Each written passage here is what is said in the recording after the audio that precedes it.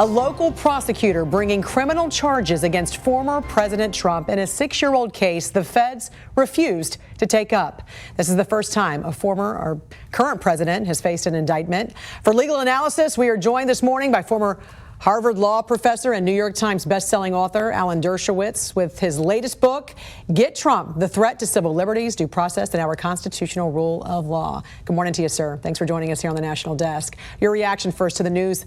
District Attorney Alvin Bragg is bringing these charges. Well, there's one crime that he's not investigating. We know that the grand jury vote was almost certainly leaked, not by Trump. It took him by great surprise. It was almost certainly leaked either by somebody in Bragg's office or somebody connected to the grand jury. That's a serious Class E felony in New York. So there you have a crime right in front of Bragg, and he apparently isn't investigating it.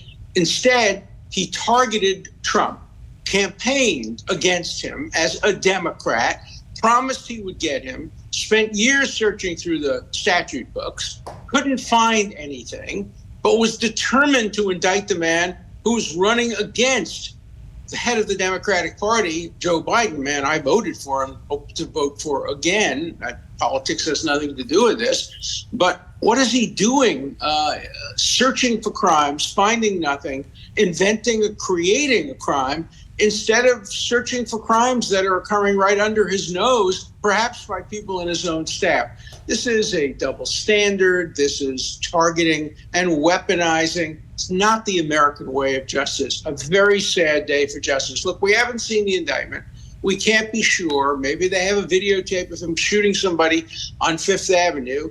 But based on what we know about this case, it may be one of the weakest cases in my 60 years of experience. Which is so incredible because we're hearing he could be facing 30 charges. What charges could we possibly be seeing here? Well, first of all, the fact that we know that he's facing apparently 34 charges mean that it was probably a leak.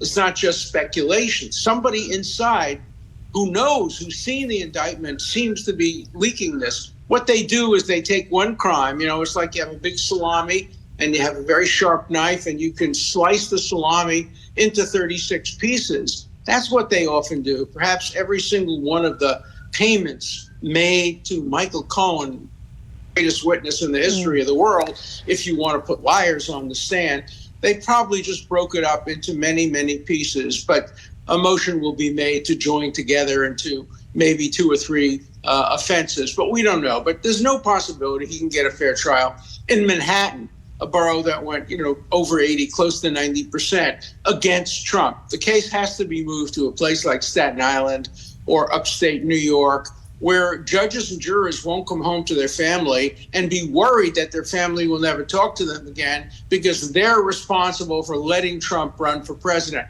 Happened to me when I represented Trump in front of the Senate. Lost many of my friends, associates. My wife lost her friends just because I was perceived as being on Trump's side. I was not on his side politically. Imagine if a judge has to face that kind of a pushback, or jurors. So you're never going to get a fair trial in New York City and Manhattan. Professor Dershowitz, I want to ask you also about what the DA is alleging here, and at least one of the charges that we have heard about, and that is that Trump falsified business records, because he also has to prove intent to defraud. How hard will it be to prove each element to a trial jury beyond a reasonable doubt?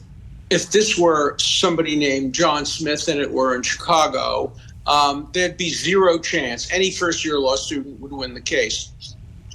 Bragg has to prove that what Trump should have done after paying hush money, he should have made a public statement on his corporate record saying the reason I paid the $130,000 was to keep a former porn star quiet about an adulterous affair I had, which I'm trying to keep from my wife. Nobody in history has ever made that kind of disclosure, and nobody in history has ever been indicted for not making that disclosure. He listed it as a legal expense. It was part of resolution of a lawsuit. It's a made-up charge. Nobody would ever dream of bringing that charge against the thousands of people who sign non-disclosure agreements and pay hush money and don't properly list exactly what the hush money was paid for. Then on top of that, you have to piggyback that misdemeanor with a federal felony that the federal government didn't prosecute. or a state felony. The state didn't prosecute. And so you have an act of incredible stretching of the law, and that's not the way the law is supposed to operate. What happened here is first they decided who they were going to go after. Get Trump. Name of my book, Get Trump. The title is not original with me. I got it from the district attorney and the attorney general, who campaigned on the promise of getting Trump. So they decide to get Trump. They win election. They rummage through the statute books. They find nothing. And so they create a crime by adding 1 + 1 = 11. But the end result is 0 + 0 = 0. There's no crime here. So there's no smoking gun. I mean, are we missing something? Is there some information? Maybe they have a videotape of him shooting somebody on Fifth Avenue. But absent that slam dunk case, forget about the fact that he's a former president. The key is that he's a future president and that he's running after the head of the Democratic Party, man I'm planning to vote for, and the Democrat is indicting him. And he has to prove that this is not a political indictment. So it better be a slam dunk case. And we'll wait and see. But it doesn't look slam dunk to me. We want to show our audience at home right now the statement that Trump released in part after this indictment came down. He said, quote, "This is political persecution and election interference at the highest level in history. The Democrats have lied, cheated, and stolen in their obsession with trying to get Trump. But now they've done the unthinkable, indicting a completely innocent person in an act of blatant election interference."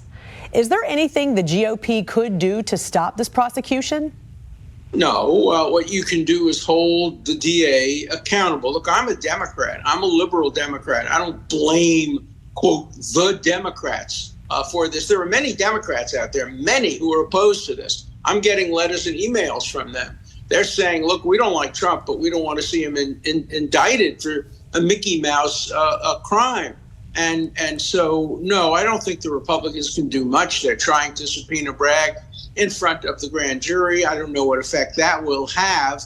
But I think that the American people can show their concern about this. One of the reasons I wrote my book, Get Trump, is to hold people like Bragg accountable. In my book, I go through each of the cases against Trump, and I show that none of them have any basis in law and fact. Again, I'm not going to vote for him, but that doesn't affect my legal and constitutional analysis. This is a very, very bad day for American justice. Now, maybe the case will be stronger, but based on what we now know, Bragg should be spending his time looking at who leaked this material improperly and committed a possible felony, a Class E felony under New York law. But he's not interested in going after people like that. He's interested in getting Trump. That's his goal, and that has to be stopped. This can't get a fair trial in Manhattan.